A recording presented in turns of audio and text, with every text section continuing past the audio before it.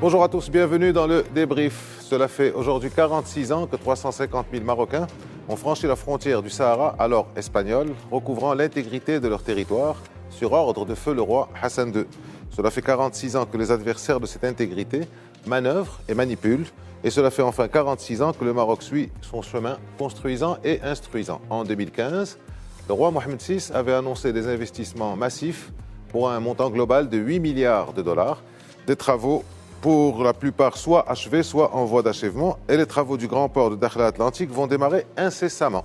Par ailleurs, et en parallèle, la diplomatie s'active pour convaincre de plus en plus d'États, de plus en plus de personnages et de plus en plus de personnalités du bien fondé historique de la marocanité du Sahara. Ayant intégré l'Union africaine en janvier 2017, le Royaume a également renoué avec sa profondeur africaine tout en élargissant ses partenariats et en changeant sa doctrine diplomatique. Aujourd'hui, c'est l'économie qui compte et en matière d'économie, le Maroc a marqué des points ici sur le territoire national et ailleurs. Résultat logique, la semaine dernière, presque un an après la reconnaissance de la marocanité du Sahara par les États-Unis, le Conseil de sécurité de l'ONU a renouvelé pour un an le mandat de la MINURSO, malgré les manœuvres des Algériens qui ne sont même pas parvenus à convaincre leurs propres alliés. Nous discuterons de ces points et d'autres encore avec nos invités. Hassan Saoud, vous êtes chercheur à l'Institut royal des études stratégiques à Rabat.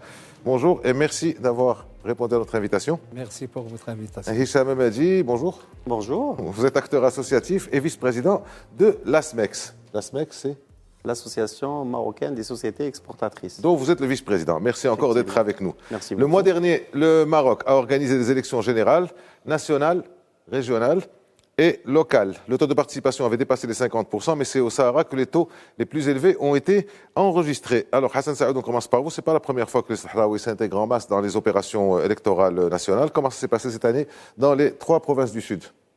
Ça fait quand même plus d'une quarantaine d'années que nos concitoyens des provinces sahariennes participent aux élections.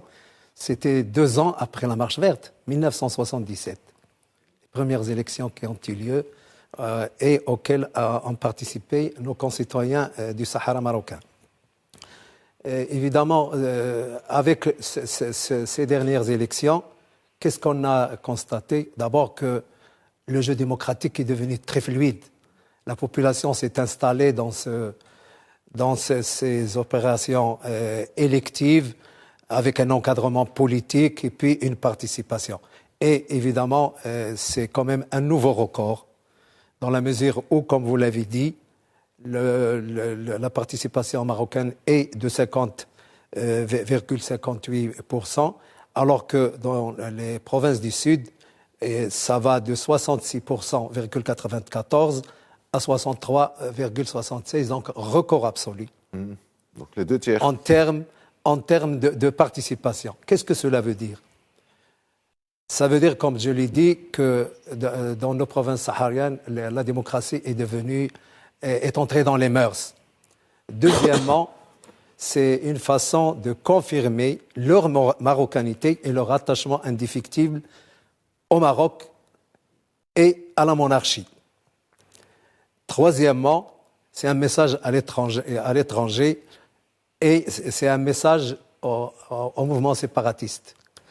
Cela veut dire que nous sommes les vrais représentants de la population sahraoui parce que nous sommes plus nombreux et ensuite parce que nous avons fait déjà un choix plusieurs fois et pour dire à la communauté internationale que notre choix est fait et pour nous, ça a valeur de référendum. C'est une autodétermination qui a été sanctionnée depuis très longtemps et qui a été confirmée dans les élections du 8 septembre. Donc, vous n'avez contesté par personne d'ailleurs ces élections. La communauté internationale, par ses témoignages, a salué ce progrès et particulièrement là, dans nos provinces sahariennes. Donc, il n'y a plus de doute sur le processus. Donc, la proposition royale de 2007, après quoi il n'y avait plus rien du tout, et reste la seule valable, la seule programmatique et la seule qui, évidemment, permettra, et on le souhaitera, à ceux qui sont séquestrés de venir dans la mère patrie. Alors, une fois qu'on fait les élections, bien entendu, forcément, les élus locaux, les présidents de régions, de communes sont d'origine du Sahara, comme ceux de Doukala sont originaires de Doukala et ceux de Fès sont originaires de Fès. Mais lors des tables rondes qui avaient été organisées en 2018-2019, Hicham Hamadi, il y avait le représentant, c'était Tatinja, si ma mémoire est bonne, qui faisait partie de la délégation du Maroc. Et cette année, c'est un cadre, donc un homme originaire du Sahara, Miyar Niema, qui est président de la Chambre des conseillers, en plus, bien entendu, d'hommes d'affaires, de cadres, de politiques, de hauts fonctionnaires, de hauts gradés. Alors, tout ça, il faudrait peut-être que ça se sache. Je ne sais pas si vraiment on dit ça, ou alors, parce que comme le disait Hassan Saoud, c'est une forme d'autodétermination. Ce sont des élections qui se passent normalement avec des gens qui sont parfaitement mixés dans le brassage. Vous voyez ça comment, vous? La démarche du Maroc est toujours modeste, au mieux humble. Je préfère plutôt humble que modeste. Le Maroc est toujours humble dans sa démarche. Il est toujours droit dans ses bottes, il fait les choses. Il n'a pas besoin de les faire savoir parce qu'il les fait avec conviction.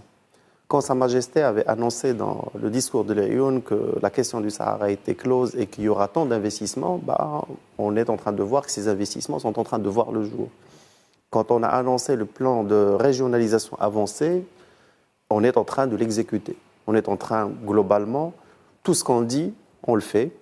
Est-ce qu'on le fait savoir? Est-ce qu'on le dit suffisamment au niveau d'une plateforme mondiale pour le clamer, le crier? Je ne pense pas qu'il y ait besoin.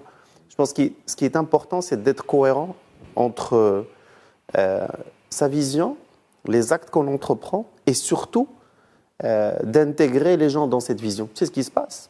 Globalement, des élections qui ont été félicitées, ils n'ont pas salué et félicité, on a reçu des félicitations le soir même, ça n'a pas attendu 2-3 jours, le soir même, des grandes puissances ont félicité le déroulement. Donc les choix que nous avons sont des choix qui sont complètement démocratiques, sont des choix qui correspondent complètement à la volonté des personnes, à la volonté des citoyens. Cela traduit quoi? Ça traduit qu'on est dans un tout, qu'on est dans un ensemble indissociable. Et donc le Sahara est au Maroc et le Maroc est dans son Sahara et ça, il n'y a plus de débat. Est-ce que cela nous donne de la crédibilité? Oui, c'est sûr et certain, parce que quand on est dans une table ronde dans laquelle il y a 3 parties, la pseudo-race de l'Algérie et nous, et que nous, on est représentés par une population du Sud, c'est très crédible. Ça veut dire que globalement, ceux qui, entre parenthèses, des Sahraouis qui sont à Tindouf, qui revendiquent, on va dire, une sorte d'indépendance, sont en face à des Sahraouis qui sont complètement marocains. Et donc c'est très crédible, ça nous donne énormément de crédibilité. Je pense que ce qui se passe actuellement, c'est qu'on est dans une... ils se sont embarqués dans ce qu'on appelle un tunnel jusqu'au bout. La race n'a plus de cartouche, n'a plus de solution pour qu'elle puisse faire un pas en arrière ou un repli pour rentrer dans la solution proposée par le Maroc, qui est jugée par la communauté internationale comme étant une solution crédible. En fait, c'est ça la crédibilité. C'est que quand vous dites des choses, vous les faites, et quand vous les faites avec les gens de la région. Et ça veut tout dire. Ça veut dire qu'il n'y a pas d'exclusion. L'ouali de la région est quelqu'un de la région, donc ce n'est pas imposé par un pouvoir central. Les élus qui gèrent, on va dire, le quotidien, c'est des élus de la région. Donc globalement, on est dans un processus qui est tout à fait normal, qui est tout à fait naturel, que nous mettons en toute transparence face à la communauté internationale. Et que, globalement, on promet des choses, on les fait, et on propose des choses réalistes et crédibles. En fait, c'est ça la différence entre nous, nos voisins, et puis après, la fameuse race, qui sont dans des utopies, globalement. Ils veulent des choses qui n'ont pas particulières, qui n'ont pas de fondement. Il faut des solutions pratiques sur le terrain qui correspondent à la volonté des citoyens, et on y est, on est parfaitement.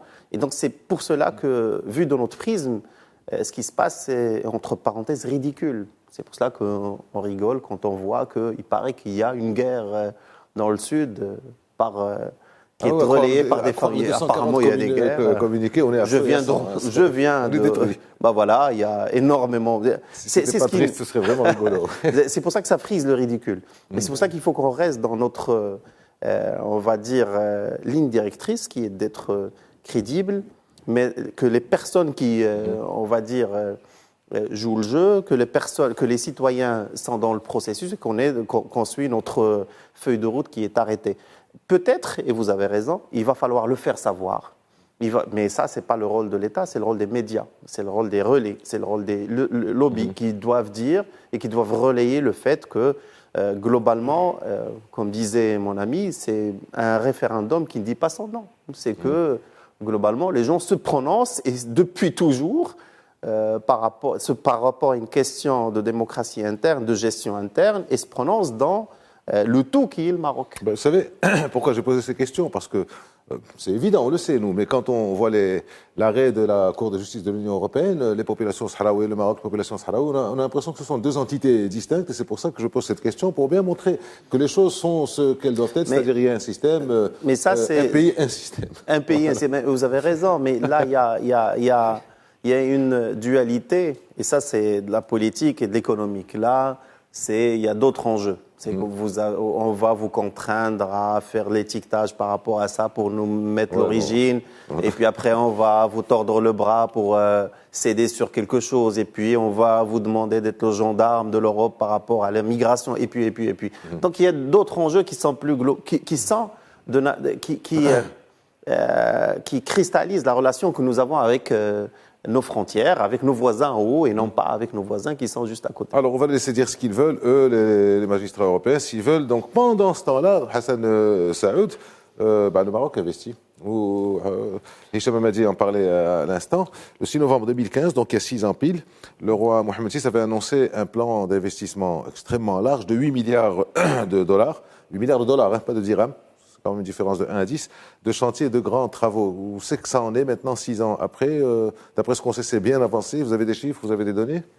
Bon, tout d'abord, en ce qui concerne évidemment certaines responsabilités nationales données à nos concitoyens des provinces sahariennes, ça ne date pas d'aujourd'hui. Je rappelle que Dr Biyadillah était ministre, était président de la deuxième chambre. Et dans un temps passé, et c'est un clin d'œil posthume au défunt Deoul Sidi Baba, qui était ministre, ambassadeur, haut fonctionnaire aux Nations Unies au titre du Maroc et président de la Chambre des représentants. Et donc, dans sa tribu est très présente au Sahara. Les Aït Moussa Ali sont connus, ça part de Guelmim, en passant par Tantan, Laayoun, Dakhla, jusqu'à évidemment la Mauritanie. Donc, la politique marocaine a été inclusive depuis très longtemps. J'ajouterai évidemment les responsabilités territoriales des gouverneurs des Wali, qui va aussi jusqu'à des hauts gradés militaires qui ont été intégrés dans l'armée royale marocaine et qui ont fait preuve évidemment de toute leur bravoure et de l'amour de leur patrie. Concernant le côté économique, vous savez... dont vous parlez, Dr Biazillah, qui a une semaine aussi été à votre place. Voilà, donc c'est pour dire que ça ne date pas d'aujourd'hui. Et donc, le Maroc, quand il a proposé en 2007 un statut d'autodétermination, évidemment un statut d'autonomie avancée, il a mis toute une déclinaison. Évidemment, déclinaison réglementaire, comment ça doit se passer, la gestion des affaires des provinces sahariennes par les élus du Sahara. Alors, venons-en aux investissements. En ce qui concerne les investissements, évidemment, le nouveau modèle de développement des provinces sahariennes initié par Sa Majesté était un plan audacieux. Vous avez dit 8 milliards, évidemment, de dollars, très important. Mais il y a 700 projets dont, selon, évidemment, le chef du gouvernement... je ne connaissais pas ce chiffre. 700. Dont, évidemment, 326 sont achevés. Ça, c'est les paroles de l'ancien chef du gouvernement. 236 en cours de finition. Et il y en a une 200aine aussi qui vont être lancées. Donc la moitié achevée, à peu près un tiers qui est en voie d'achèvement et le reste qui est en train de travailler. Évidemment, la pandémie est passée par là. Donc ça peut justifier pas mal de choses. Et donc, c'est des chantiers multisectoriels. Transport, la route express Tiznit-Dakhla, qui est un chantier structurant qui fait toutes les régions du Sud. Voilà un vrai projet. Toute la politique portuaire. En fait, on appelle Tiznit-Dakhla, mais ça peut être aussi appelé Europe-Afrique. Oui, c'est le but. J'en viens. Vous avez la politique portuaire. Ça va aller de Difni, Tantan, Tarfaya, Laayoun, Boujdour jusqu'à Dakhla et au-delà, le nouveau port. Donc c'est toute une politique intégrée aéroportuaire. Évidemment, l'agro-industrie, l'agriculture, le tourisme, les énergies renouvelables, tout ça fait partie d'un bouquet de projets. CHU aussi. Il y a un CHU qui a ouvert dernièrement. Sanitaire. Et au niveau de la formation professionnelle, avec toutes les implications sociales importantes et en termes de développement humain. Sachez que nos provinces sahariennes, en termes de développement humain, viennent derrière la région Kazakhstan. Ah oui. Et en termes d'enseignement, on est à 92% d'élèves de 6 à 22 ans scolarisés. Ça dépasse. Donc, au-delà de la mise à niveau qui a été faite... L'activité des femmes aussi, ton emploi féminin aussi, qui est élevé par rapport à la moyenne nationale. Au-delà de la mise à niveau qui a été faite sur le plan de l'infrastructure de base, qui n'a rien à envier aux provinces de l'intérieur, il y a ces projets structurants qui rendent cette région très viable. Le train aussi, tous les aéroports qui vont être développés. Pourquoi ? Parce que l'ambition royale est de rendre nos provinces du Sud comme un hub aéroportuaire, portuaire, maritime, industriel, en direction de notre prolongement stratégique qui est l'Afrique. Alors, justement, quand il y a tous ces investissements qui sont faits, forcément, les autres arrivent. C'est assez attractif. Et donc, je me tourne vers vous, Hicham Hamadi. Adam Boller. Vous connaissez, c'est le PDG donc, de la Société Financement Développement International des États-Unis. C'est aussi le directeur exécutif de Prosper Africa, du moins du temps de Donald Trump. Quand il était arrivé en début d'année, avec dans sa serviette pas mal de milliards d'investissements sur pas mal de choses. Alors, c'est quoi ces investissements ? C'est quoi leur portée aussi bien nationale dans les provinces du Sud que leur portée africaine ? Parce qu'il y a une dimension africaine dans les investissements de la DFC. On appelle ça. Clairement, il y a une vraie vision par rapport à cela. Mais on fait un petit pas en arrière pour reconfigurer la chose. Vous savez, le Maroc a construit une vision. Cette vision a commencé avec une tournée de Sa Majesté au niveau des pays subsahariens. Dans le temps d'Ebola, rappelons-nous que toutes les compagnies aériennes ont arrêté, à part l'Air Royal et l'Air Maroc qui a commencé à continuer à transporter les gens. Et il a passé énormément de temps là-bas. Et rappelons-nous qu'il a même fait un discours à partir de Dakar. Et puis après, une réintégration de l'Union africaine, nous avons repris notre place. Et nous avons confirmé que nous voulons encore enraciner et revenir à nos sources et prendre cette profondeur africaine qui est la nôtre. Et à côté de cela, une réforme, on va dire interne, avec une nouvelle constitution, avec des chantiers structurants et avec un positionnement au niveau du nord, avec Tanger Med, et puis après au niveau du sud, avec le port de Dakhla. L'ensemble des échanges intra-africains, nous n'y sommes pas du tout. Les exportations que nous faisons du Maroc vers l'Afrique ne dépasse pas 3% des exportations que nous on fait. Ce que nous exportons en Afrique représente que 3% de ce que nous exportons. Et ce que nous importons d'Afrique ne dépasse pas 2,5% de l'ensemble des importations que nous avons. C'est dire le potentiel qu'il y a pour servir l'Afrique comme on a servi l'Europe. C'est dire le potentiel qu'il y a de prendre des produits de l'Afrique subsaharienne sans qu'ils transitent par un port. J'imagine qu'on prend énormément de produits, sauf que ça transite par un port européen, soit aux Pays-Bas, soit aux D'ailleurs, Belgique. les Après, ça Américains du revient Sud, chez- les chez nous. Sud-Américains, excusez-moi, je vous coupe, les Sud-Américains sont extrêmement intéressés par le port déjà construit de Tanger Atlantique, le futur port de Tanger Med, pardon, le futur port de Dakhla Atlantique, pour justement convoyer vers l'Afrique, je dis bien vers l'Afrique, les marchandises sud-américaines. Clairement. C'est-à-dire un grand port où on dépose et puis après qui dispatche sur les différents pays. Clairement. Et donc, c'est dire qu'il y a le potentiel, l'intégration de l'ASDECAF, le positionnement du Maroc et l'adhésion pour qu'on puisse avoir une monnaie. Donc, tout c'est un tout. Et quand vous êtes dans ça et que vous avez une stratégie et que vous mettez les moyens et que vous commencez à exécuter ces moyens avec l'intégration de nos mastodontes au niveau de l'Afrique subsaharienne, la banque, les télécoms, on ne cessera pas de... On était à un moment un des premiers, on était le premier investisseur en Côte d'Ivoire à un moment. Hein. Je ne sais pas si quelqu'un nous a dépassé l'année dernière ou pas, je n'ai pas les chiffres, mais en tout cas à un moment on y était le premier. Et donc quand vous faites Peut-être ça, les Chinois. peut-être les Chinois certainement, Certainement les Chinois. certainement. Sauf que nos exportations en Afrique ont bondi Clairement.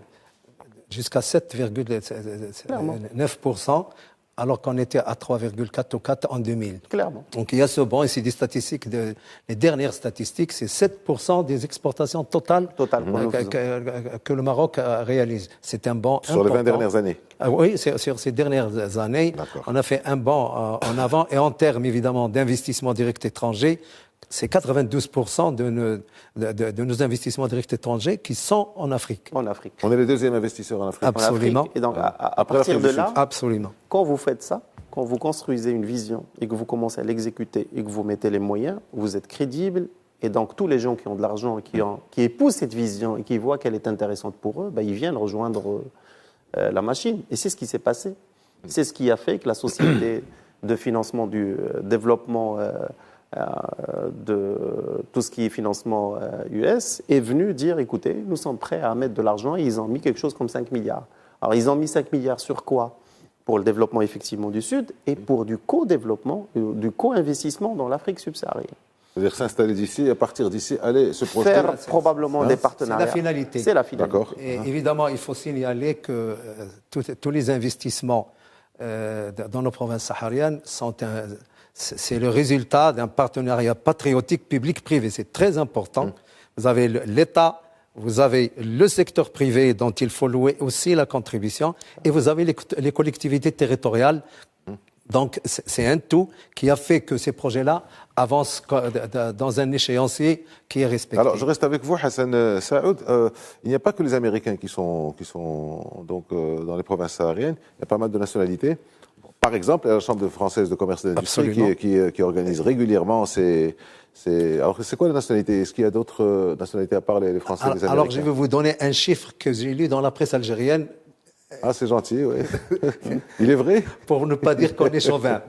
Eh bien, ils se plaignent qu'il y ait des entreprises de 30 pays qui sont dans nos provinces sahariennes. Et ça, je l'ai lu dans la presse algérienne. Eh bien, c'est de bonne guerre. Tenons-le pour argent comptant. Mais effectivement, les entreprises sont importantes, parmi lesquelles, évidemment, les entreprises de la puissance occupante, qui est l'Espagne, avec quelque chose comme 17 à 18%, la France, même l'Allemagne. L'Allemagne aussi, donc pratiquement l'Union européenne, enfin les grands pays de l'Union européenne. Absolument. Mais nous avons aussi des Japonais peut-être, les Chinois. Les Japonais, nous avons même des pays d'Asie et évidemment en Océanie, la Nouvelle-Zélande. Ah oui. Dans la pêche. Dans la pêche et dans le phosphate aussi. Donc c'est quand même une coopération quadricontinentale qui est importante. C'est la confiance qu'on a dans un système globalement et dans ce qu'il fait dans ses provinces. Alors, il n'y a pas que ça, il y a aussi ce méga projet, on va en parler juste après la pause si vous voulez bien, Hicham Hamadi, ce super projet de raccord électrique avec le Royaume-Uni, qui est assez grand. On en parle dans quelques instants après la pause, à tout de suite.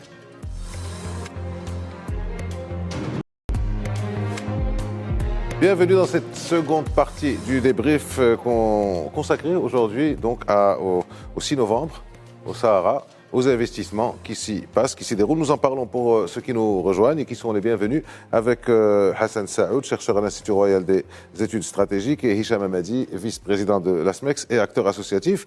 Justement, avant la pause, Hicham Hamadi, je vous interrogeais donc sur le projet X-Link, le projet de raccordement électrique entre Guilmim et la grande île du Royaume-Uni. C'est un projet qui ambitionne de mettre en place une centrale solaire et éolienne avec un objectif d'avoir une capacité de servir quelque chose comme 7 millions de foyers, soit 8% des besoins en électricité du Royaume-Uni, à horizon 2030. Moi, ce qui m'intéresse dans l'histoire, c'est que les gens investissent, on est en 2021, avec un projet qui verra le jour en 2030. C'est dire que rien ne se passera entre 2021 et 2030 en termes de souveraineté. C'est très important que les gens le comprennent. C'est que les gens ont confiance. Ils savent qu'à long terme, c'est géré, c'est crédible. C'est les Anglais qui sont des permanents au Conseil de sécurité aussi. Bah bien sûr, c'est une grande puissance. Mieux. Voilà. C'est encore mieux. Qui viennent, et c'est un projet qui coûte beaucoup d'argent. On parle de 20 milliards. Bah voilà, c'est pas, on parle énormément d'argent. Donc c'est des gens qui vont prendre leur argent. 2 milliards de dirhams, même, je pense. On parle de 22 milliards de dollars. Ah, de dollars, pardon. Oui, 22 milliards de dollars, exactement. Donc c'est des gens qui vont venir, qui vont mettre leur pognon, qui vont faire une centrale et qui vont raccorder cette centrale à leur pays pour servir 8% de leurs besoins. Si quelqu'un pense qu'il y a des doutes par rapport à notre souveraineté par au Sahara, bah, qu'il regarde cela. Mais au-delà de ça, il y a des doutes aussi sur la faisabilité du projet. Est-ce que c'est sérieux? Est-ce que c'est pas sérieux? Est-ce que c'était un fake, pas un fake? Mais je crois savoir que l'État marocain a déjà mobilisé quelque chose comme 150 000 hectares, quelque chose comme ça. Oui. Énormément de moyens qui sont mobilisés, mais en tout cas, le temps est devant nous. On verra si c'est fake ou c'est pas fake. Est-ce qu'ils le feront dans le délai? Mais ça, c'est l'avis des projets. Mais ce qui est certain, c'est que les travaux et les études ont commencé et que la mise en place va commencer. Globalement, on sait faire. On l'a montré avec nos stations Nord, au niveau de Ouarzazate. On est capable aujourd'hui d'alimenter. Enfin, une bonne partie de notre électricité vient de là. Donc, on a de l'expertise. Ça a été démontré, ça a été fait, ça a été transporté. Si les gens ont des doutes par rapport à cela, je pense que le projet grandeur nature existe. Nord 1, Nord 2, Nord 3. Pas une fois, pas 2 fois, mais 3 fois. Et excusez du peu. Donc, globalement, c'est quelque chose qui arrivera. Et c'est encore, ça renforce notre capacité d'accueillir, que nous sommes une plateforme qui reçoit les investissements. Et quand on dit plateforme, ça veut dire plateforme juridique, plateforme en termes de compétences et d'expertise, et surtout en termes de sécurité. Parce qu'on ne vient pas mettre une centrale en ayant des doutes par rapport à la sécurité du site, ou par rapport à la sécurité de l'environnement, ou par rapport à la sécurité politique. Et ce n'est pas des moindres. C'est comme tu l'as si bien dit, une puissance qui a le droit de veto actuellement. Oui. Donc notre Sud, ou notre Sahara, est devenu, en termes de positionnement, j'espère en tout cas avec le port aussi, chose qu'on n'a pas dit, c'est que le port sera linké à une zone industrielle de plus de 1600 hectares. Donc une zone industrielle avec énormément d'industries qui seront global. Et donc ça veut dire que ce n'est pas simplement un port pour faire joli, mais c'est un port qui va permettre une 3e entrée en Afrique. Après les ports de Lomé, donc on sera la 3e entrée en Afrique. C'est un vrai positionnement, c'est une vraie vision. Donc tout cela n'est pas fortuit. On n'est pas en train de mettre des petites mesurettes par-ci, par-là. C'est une stratégie globale. Comme disait mon ami, c'est réellement rendre le Sud comme étant un hub économique, un hub, à mon sens, d'échange, de transactions, de transit, de passage. Et si on ambitionne cela, c'est que la sécurité est absolue. Oui, mais c'est certainement un fake, ce projet, comme Tangemed était un fake, comme la LGV était un fake. Ça n'existe pas, Tangemed. Ça n'existe pas, Tangemed. Ça n'existe pas, Tangemed, effectivement. Comme les 8 milliards, c'était un fake, effectivement. Donc, on va laisser croire ça que c'était un fake. Alors, on va passer un peu à l'aspect géopolitique, Hassan Saoud. Donc, quand on voit la carte du Maroc, on voit que il y a un dégagement absolument extraordinaire sur l'Atlantique. Et donc, avec le Sahara, Atlantique, avec les provinces du Sud, une porte vers le Sud. Alors, est-ce que le rééquilibrage politique qui existe actuellement dans la bande sahélo-saharienne, est-ce qu'il peut avoir un bénéfice quelconque pour le Maroc à ce niveau-là? Avec ce que fait le Maroc, ce qui se passe, bon, les différentes bascules qui se passent, on ne va pas entrer dans les détails, on les connaît. Est-ce que le Maroc a un rôle à jouer là-dedans? Est-ce que c'est bénéfique pour le Maroc? Le Maroc est déjà là. Il est déjà là. Il reste à raffermir et ça se passe comme ça. Savez-vous que, par exemple, nos provinces du Sud, les 3 régions concernées ont toutes une ouverture sur l'Atlantique. Ce n'est pas un hasard. Si vous allez dans la région de Ouadnoun, par rapport à Ifni, Tantan, ils ont toute une ouverture sur l'Atlantique et c'est une stratégie géniale dans la mesure où ça permettra vers l'Afrique de réduire les distances, le temps et donc faire des économies et c'est de bonne guerre. Donc géopolitiquement, le Maroc a fait un choix, le choix royal, c'est évidemment la profondeur africaine du Maroc, incontestable, et il y a mis les moyens. Et non, mais au-delà, excusez-moi, au-delà de l'économie, et on va en reparler un peu tout à l'heure, mais sur le plan uniquement géopolitique et géostratégique, il se passe quand même des choses au Sahel, au Mali, l'Afrique au Burkina, au Niger, au Tchad, il se passe beaucoup de choses. C'est une région, l'Afrique subsaharienne est une zone en turbulence. C'est une zone où, évidemment, malheureusement, le terrorisme continue à battre son plein, où il y a beaucoup de zones grises, et donc qui nécessitent toute une stratégie globale et une approche par les pays concernés. Et on a vu, malheureusement, que la coopération Nations Unies, Barkhane et les armées nationales ne se fait pas comme ça devait. Et donc, ça fait quand même des dysfonctionnements qui sont préjudiciables à la sécurité d'une population.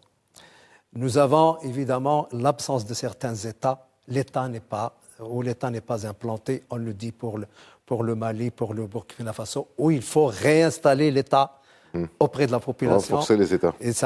Et ça, évidemment, le Maroc participe de son expertise, de ce qu'il peut aider comme renseignement, et il se place géopolitiquement, évidemment, auprès de ces États-là.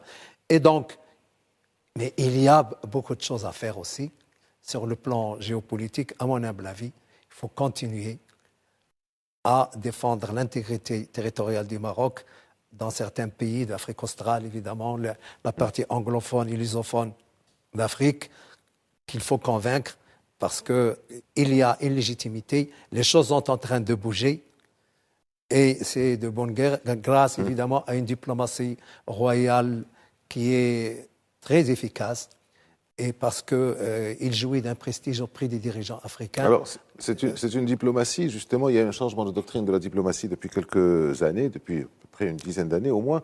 Avant, la diplomatie, on parlait du Sahara, on expliquait la marocanité du Sahara, on expliquait. Puis depuis une douzaine d'années, on a changé complètement, on ne parle plus tellement du Sahara, on parle business. Qui dit géopolitique, dit géoéconomie qui va avec. Et pour faire de la géoéconomie, il faut avoir les moyens d'en faire.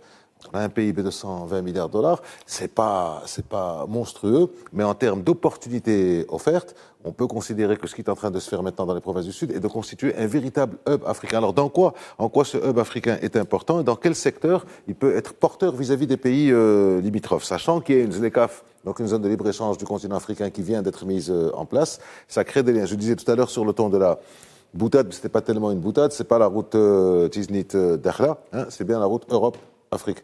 Et ça, on est en plein dans la géoéconomie. Clairement. En fait, avant, ce qui se passait, c'est que on n'avait pas de négociation parce qu'on donnait tout pour la question d'intégrité. Donc, on était capable, entre parenthèses, d'accepter dans une négociation commerciale tout si effectivement il nous a été garanti le soutien par rapport à notre reconnaissance, entre parenthèses, ou ce pays va nous supporter par rapport à ça.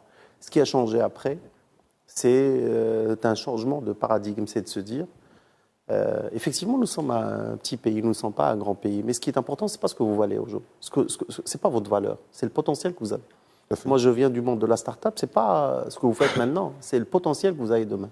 Et le potentiel que nous avons construit, parce qu'on a construit ce potentiel, avec ce port de Tangemed qui n'existe pas, avec les autoroutes que nous avons fait, bah oui, c'est là où ça devient intéressant. Vous avez vu les autoroutes? Bah oui, avec ça, avec les routes que vous faites, et donc vous vous positionnez comme étant, vous donnez des solutions. Et si vous donnez des solutions, vous ouvrez un potentiel. Vous parlez tout à l'heure de quel apport ces investissements, comment ils vont agir sur la région. Il y a un élément important qui est l'enclavement. Une des problématiques du terrorisme, des soulèvements, des mouvements séparatistes, c'est de la piraterie. On a la piraterie en haute mer, c'est l'enclavement globalement. C'est que c'est des gens qui sont livrés à eux-mêmes, qui n'ont pas le choix que de faire ça. Enfin, il y a d'autres choses politiques, clairement, mais il y a d'autres choses de l'ordre dogmatique, de l'ordre idéologique, il y en a. Mais il y a l'enclavement. Et le fait de positionner notre Sahara comme étant un hub transactionnel d'échange, de mobilité, va effectivement aider toute la région à pouvoir accéder à autre chose, à pouvoir faciliter le transit, à pouvoir faciliter, à réduire les coûts logistiques. Si aller jusqu'à Lomé avec un goulot d'étranglement, si on passe par Dakhla, puis après le mix avec le terrestre, ça permet de réduire énormément de coûts. Donc réellement, c'est... Même sur la voie maritime, avec Dakhla, on réduit beaucoup de coûts et de distances. Voilà. Vous gagnez plus de 1500 kilomètres, c'est important. Bah oui, clairement. Important. Et donc, en plus, c'est des ports qui sont gérés par les autorités portuaires marocaines. Ce pas des ports qui sont gérés par des étrangers chinois, émiratis ou autres. Nous ne sommes pas dans le mode concession. On n'a pas fait ces choix comme d'autres pays. Parce que vous parlez du port de Lomé. Bah oui. Je ne sais pas si c'est vraiment l'autorité qui gère. Mais c'est des choix qui sont intrinsèques à chaque pays. Ce n'est pas forcément de mauvais choix. Maintenant, c'est le cahier des charges. On a des gestionnaires délégués au niveau de l'eau, électricité en interne. On a la Lyonnaise des eaux. On en a. Donc, c'est des modèles. Maintenant, c'est en train d'évoluer. Clairement. Là, mais vous savez... C'est en train de... C'est très... après coup, c'est facile de critiquer des choses et de dire « Ah non, c'est pas le bon modèle ». Non, c'était le bon modèle pendant un moment. Et c'est devenu un autre modèle, ça devrait devenir un autre modèle. Ce qui est intéressant dans ce cas de figure, c'est qu'on gère Tangemed nous-mêmes. Donc on a la capacité de... Et on a l'expertise de le faire. On a la compétence de le faire. Donc il n'y a pas besoin de le faire par quelqu'un d'autre. Et c'est ce qui va se passer. Donc réellement, c'est la question de... Parce que c'est des mots galvaudés. Enfin, vous faites le tour... au niveau de l'Afrique subsaharienne, j'en ai fait, je travaille dans 4 ou 5 pays. Tout le monde veut être hub. Enfin, on ne peut pas être tous des hubs. Ça ne peut pas être le cas. Il faut simplement se poser les vraies questions. Les moyens pour être des hubs. Oui, alors il y a les moyens, et puis après, il y a un truc plus simple que d'être un hub, c'est de se dire qu'est-ce que vous vendez, qu'est-ce que je vends, qu'est-ce que je peux acheter chez vous, qu'est-ce que vous pouvez m'acheter, et point barre. Et c'est ce qui se passe. Et c'est ça l'intérêt d'ouvrir, d'abord de mettre des plateformes, de mettre des possibilités de raccordement et de faciliter la mobilité. Donc nous, la réalité, c'est ce qu'on fait. À la place de le crier, on est en train de le faire. D'accord. Alors, bon, ça, on a fait un peu la géopolitique de la région, la géoéconomie, le côté politique. On va arriver un peu à l'aspect diplomatique. On a combien de consulats ouverts à La Lyon et Dakhla? 20, 22 On est à 22, 23.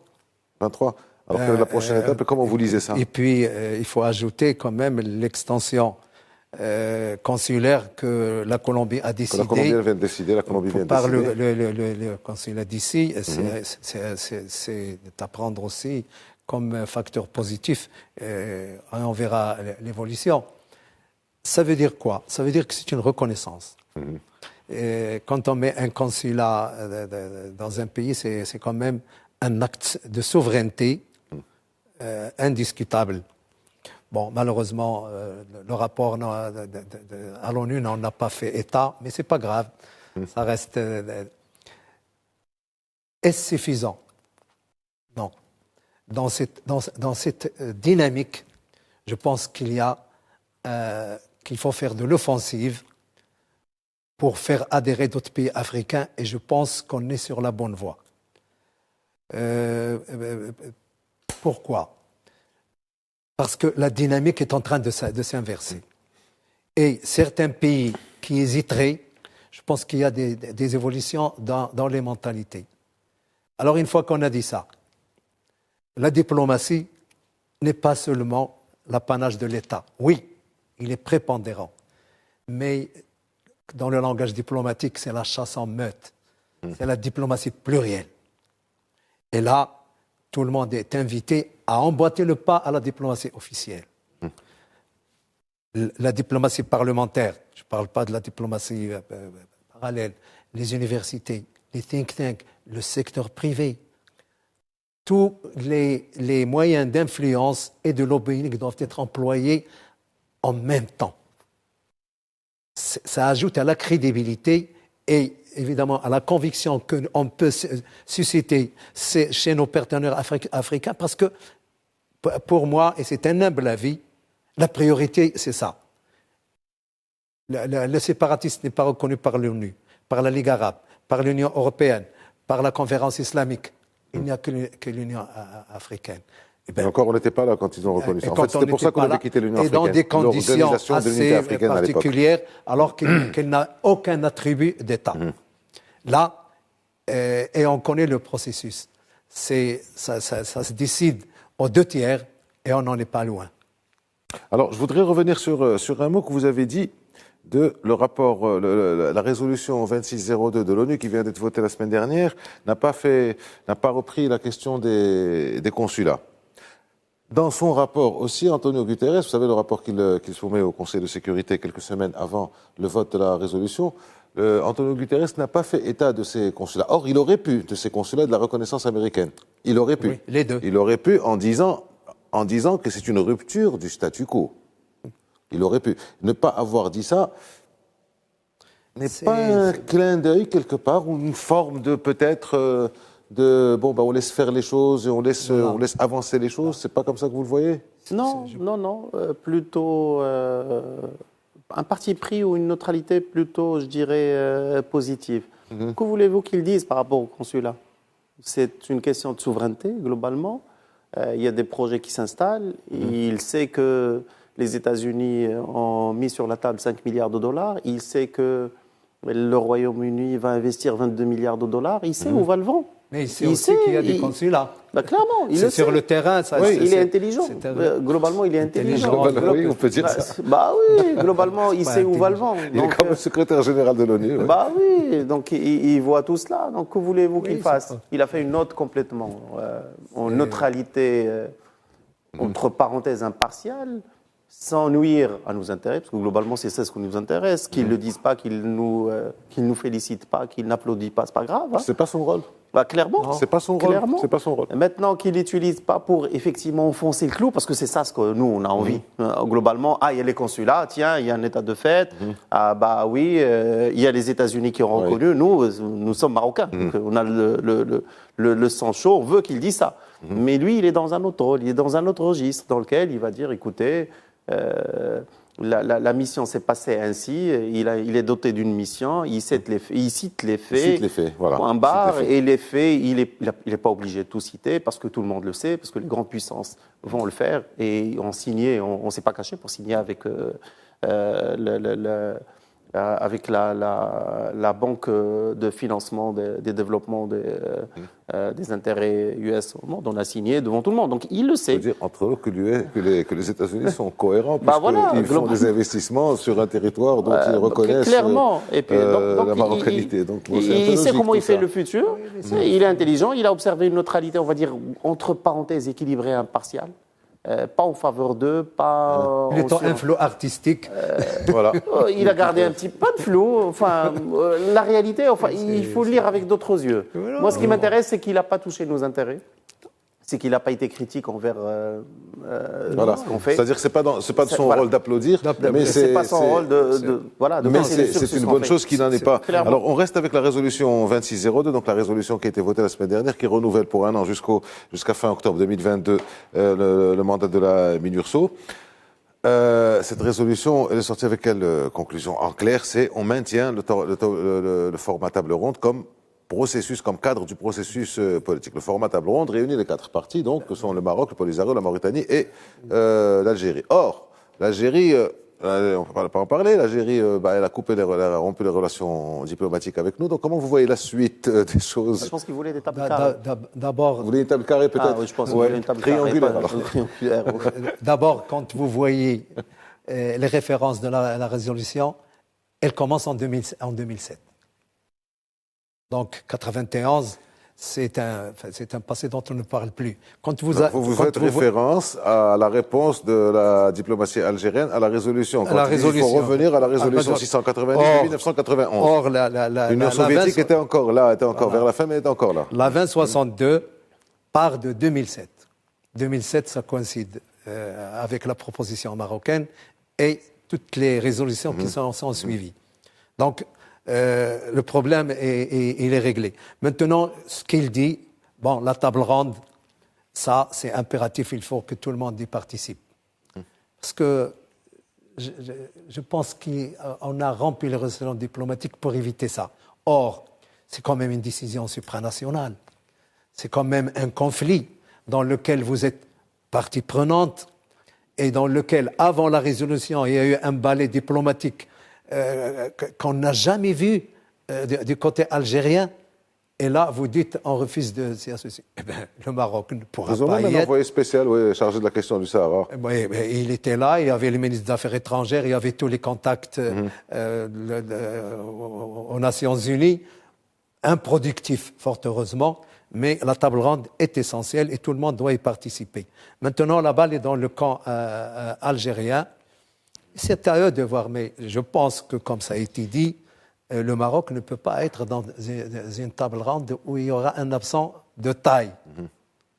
Le Maroc, en fait, le Maroc dit qu'il parle avec les responsables. Bon, le police a reçu l'envie d'être là, il sera là, mais le véritable responsable, pour nous, on le sait, c'est les Algériens. C'est ça, et il ne peut pas s'en dérober.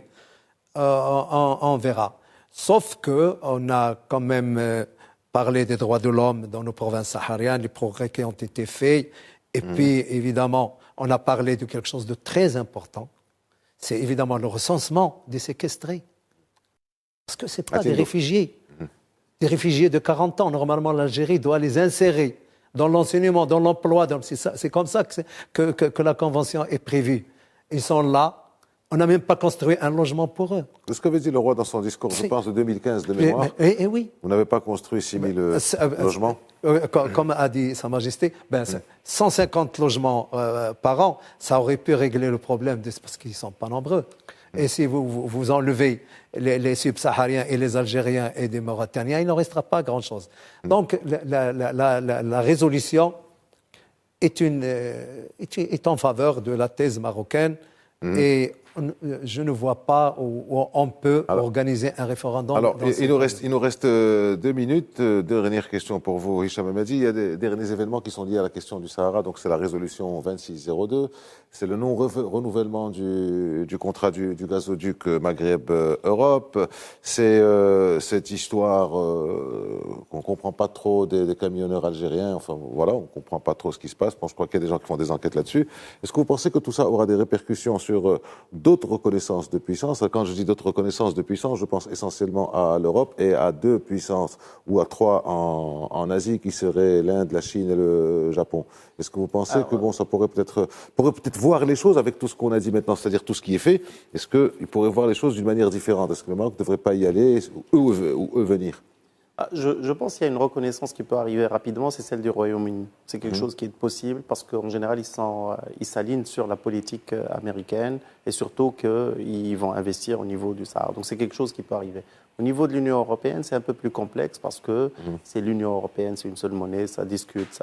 Donc c'est un peu plus complexe, surtout qu'on a un petit quiproquo avec l'Espagne, avec l'Allemagne, on avait. Donc c'est quelque chose qui ne peut pas, à mon sens, arriver à court terme. Maintenant, ils nous sont acquis. Paris a observé une neutralité active. Positive, en faveur de ce qu'on avait proposé. Du Conseil de sécurité. Oui, et surtout, moi, j'ai 2 choses qui m'ont interpellé. C'est l'intervention de la Chine, qui disait qu'elle espérait, elle a voté pour, elle n'a pas voté contre, elle a voté pour, c'est important. Il n'y a pas de vote contre. Il n'y a pas de vote contre, ce serait un veto. Ça serait un veto. Et elle a dit, elle ne s'est pas abstenue, elle aurait pu s'abstenir, elle ne l'a pas fait, elle a voté pour. Et elle a dit, elle aurait souhaité que ça soit équilibré. Donc globalement, c'est quoi la conclusion? C'est que c'est en notre faveur. La deuxième intervention, c'est celle des États-Unis, qui regrettait qu'il n'y avait pas une unanimité autour de ce qui a été proposé. Et donc globalement, c'est que je ne suis pas content, c'est que le gendarme du monde n'est pas content. j'ai fait une proposition et vous n'avez pas été unanime derrière moi. Et ça, c'est plus sympa. C'est un langage C'est plus sympa pour nous. C'est un langage onésien normal. Moi, ça me fait Donc plaisir. il devrait y avoir de l'évolution. On arrive à la fin de l'émission. Une seconde alors? Oui, pardon. Pour l'Inde, l'Inde a déjà retiré sa reconnaissance. C'est de bon augure. Il reste à travailler, à faire le lobbying qu'il faut. Pour le Japon? Parce que le Japon, ils sont très pragmatiques. Et je pense que si on fait une approche d'influence adéquate, je pense qu'elle adhérera. Le Royaume-Uni, en attendant. Merci, messieurs, d'avoir été avec nous. Merci de nous avoir suivis. À la semaine prochaine.